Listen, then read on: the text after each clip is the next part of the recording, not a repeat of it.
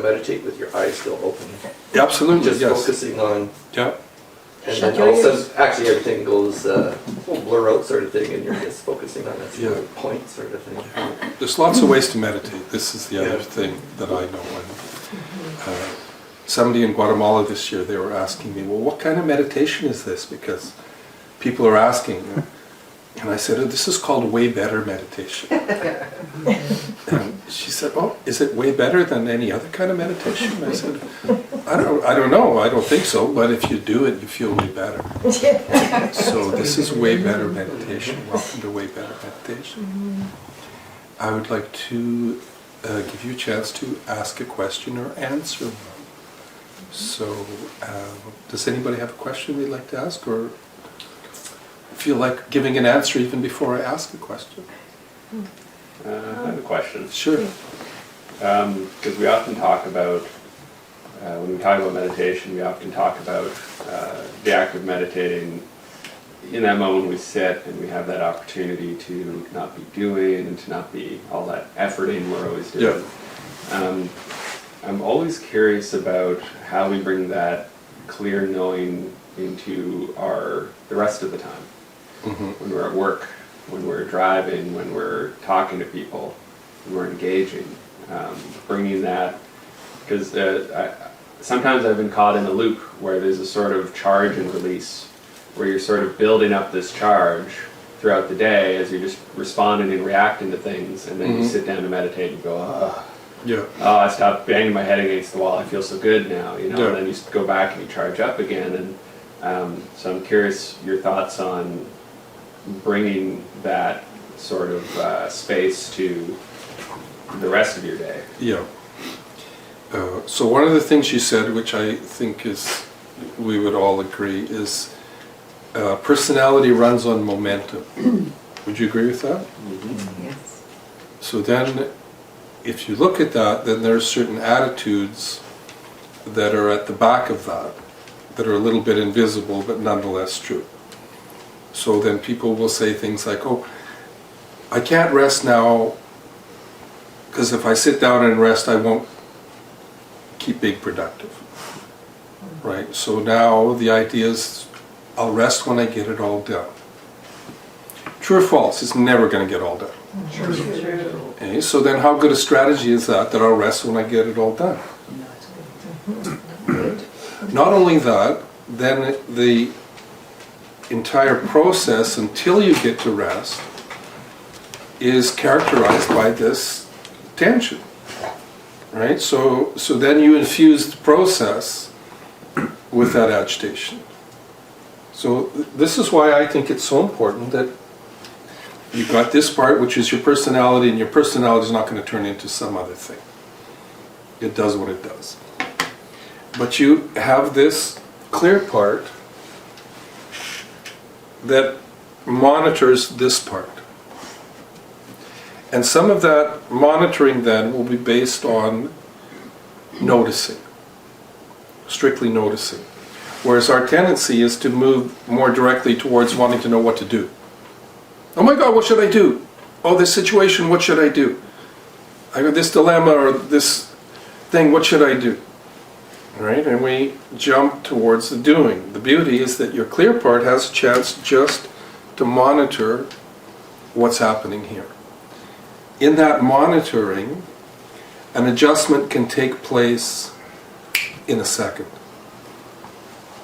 You know? Often we think the spiritual practice, okay, I need that. Unless I have half an hour, what's the point? Unless I have that 15 minutes of uninterrupted time, what's the point? Well, maybe the point is just if you could break the momentum of this cycle, because that's what this one runs on. It runs on momentum. And once this one gets spinning, then, true or false, a human being can hold the pressure of your entire to-do list at once. Okay, if you have 10 things to do, can you hold the pressure of all those things at once? No. The pressure of it. You can hold the pressure of it, you can't do them all at once. And you can feel that intensity. But you can feel the intensity of all the things you have to do at once. Yeah, tightening of the chest. All of that. This is the thing. So one of the things to me is to be monitoring along this line. So you might be monitoring your body to see where it switches. And some people are very good at that. The people who are yoga people or athletes even, who are attuned to their physical being. They can use that as a kind of gauge, yes. So that when that gauge starts to red light, they'll notice. Oh, my shoulders are creeping up. It must be something to do not with the shoulders, but with where that whole thing started. Some people, they're very attuned to their breathing. So for them, this is a very good gauge. And they're watching to see where their breathing turns. Some people are very attuned to their emotions. And whether internally or storyline to do with somebody else. And they're monitoring that thing. And that'll produce symptoms. And you're watching just to see where these things flip. Some people are very good mentally. And they're in tune with how their minds get used and where and what. Right? This is why you need that thing I called your clear part. Because your clear part will monitor. But once your personality gets caught, and like we said, personality runs on momentum, right? So isn't it true that your personality, if you're in a work environment, you're mostly concerned with getting things done? Right? It's to do with output, it's to do with time frame, it's to do with encouraging others to keep in mind the time frame because they have some part of what the mission is. Once this one gets spinning, then the monitoring aspect, which this one could be doing, is lost. So I think we need to be connected to these directly. Because these will be affected by your storyline, but they are inherently not your storyline. Right? True or false? Your body has some existence independent of your storyline.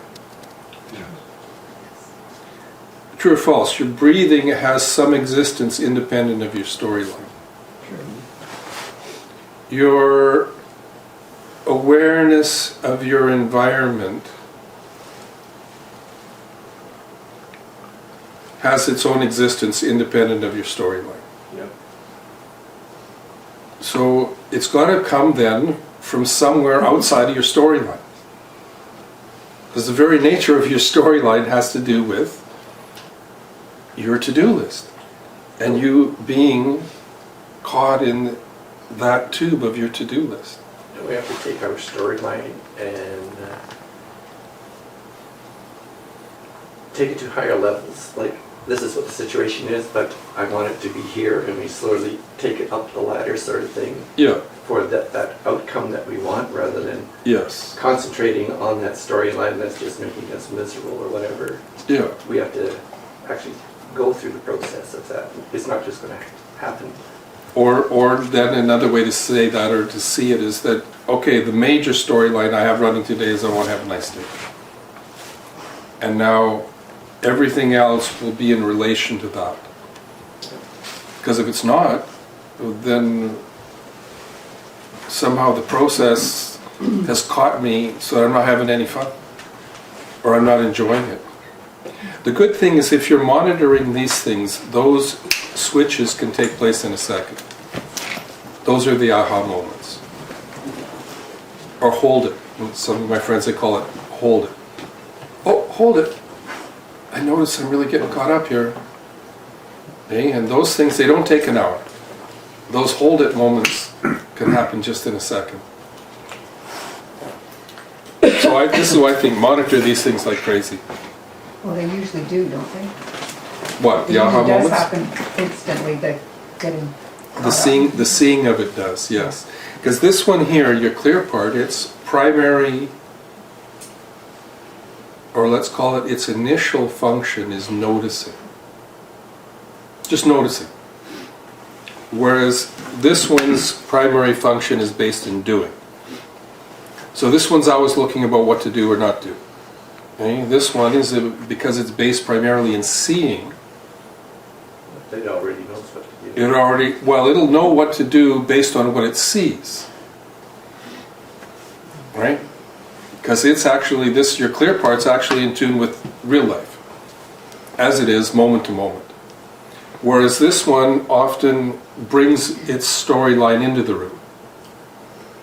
It's not in tune. If you notice, some people, they come in the room and they don't actually notice what's happening in the room, because they're carrying something with them, and the thing they're carrying is so strong, now they almost force you to adjust to them. It's called charisma. It's called charisma. There we go. That's what that is. I knew it was called something. And some people, they just come in and they suss out what's going on. So now their response will be to what's actually happening. Does that make sense? You already know all this stuff. It does. I think that the intention is important too. Big time. Big time. Because sometimes you can walk into a room and you can be really about sussing out what's going on rather than being in your head, but Yeah. you could be doing it out of a place of fear, or out of a place Yeah. of, how do I please the people in this room? Yeah. What's the best way for me to make everybody happy when I walk in here? Yeah. Right? It's still sort of just an outward expression rather than the inward of whatever you're caught up in a given moment. Yeah. Intention is, and one of the things that happens, okay, do you agree that when you wake up, a to-do list gets made? You start creating your own. You start to make your to-do list as soon as you wake up, and then maybe it develops along the day, but now who makes that list? Personality. So your personality makes the list, right? Now what would happen if you included your clear self in the design of that to-do list? Would it be the same list or a different list? It'd be Same list. different. Yeah. Same list, different attitude. There's one another idea, same list, different attitude. Or it might be that some things would get on the list that your personality wouldn't put on the list. Today, we're just going to get through this with a good frame of mind. And now that becomes an overall intention about the whole day. And if you're lucky, when you get in some weird situation, it's like, oh, hold it.